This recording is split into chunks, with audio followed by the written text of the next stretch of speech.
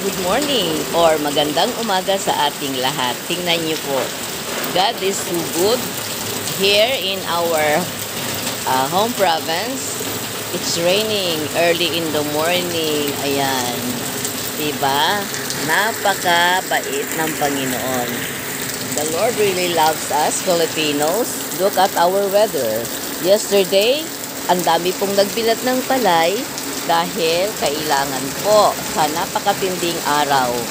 Ngayon po, napakatinding sikat ng araw. Ngayon po, kailangan naman binigyan naman tayo ng ulan. Ayan, tinan nyo po yung dalawang magandang alaga namin ditong pato. Sila pa lang ang unang lumabas ng kanilang bahay-bahayan. Ayan, nakatago yung isa sa may gabi. Ayan po. Ayan. Ayan. Tingnan nyo, ang ganda, di ba? Ang ganda ng ating kalikasan, ng ating bansa. Ayan. Uulan ay may sikat ng araw para makapagbilad ng palay ang mga naani ng mga magsasaka nang sa gayon ito ay hindi para ito ay gawing ipapa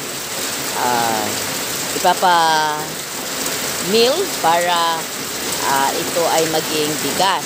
Ayan. Ngayon naman, agang-aga po. Early morning. Ayan. Ito po. Ayan. The God have given us rain, no? Sarap, maligo, ang lamig. Ayan. Ang lamig, maligo sa ulan. Ayan. Ayan po. Nakita niyo po? Ayan. Diba? Life is so good.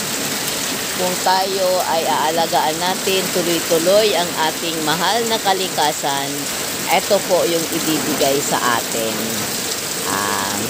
Tamang init para tayo ay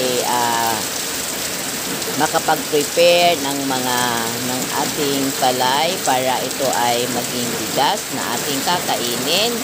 At bibigyan tayo niya ng ulan, tamang ulan para diligan ang ating mga halaman.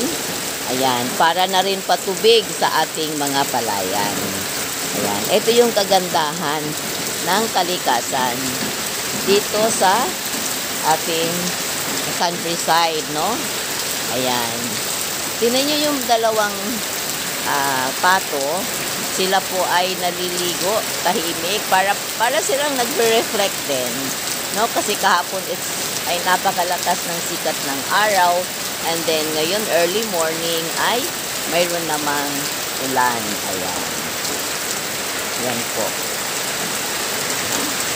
Diba? Naririnig niyo po yung buhos ng ulan. Pero maya-maya po niyan, ayan ay hinto kasi nakikita, I learned from mga ninuno namin na pag mayroon maliwanag doon sa may sinisikatan ng araw, ang ulan po ay hindi magtutuloy-tuloy. Ayan. Diba? Ang lamig. Ang lamig ng ulan, no? Tubig sa ulan. Ayan, ang lamig. So, nakita nyo po. Again, I have shown this in my previous videos, no? Na dito sa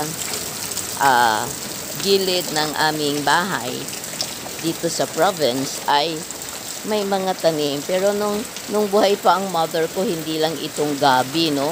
Ang makikita mo dito, mayroon dito mga talbos ng kamote, mayroon mga orchids. But since our mother have gone, no?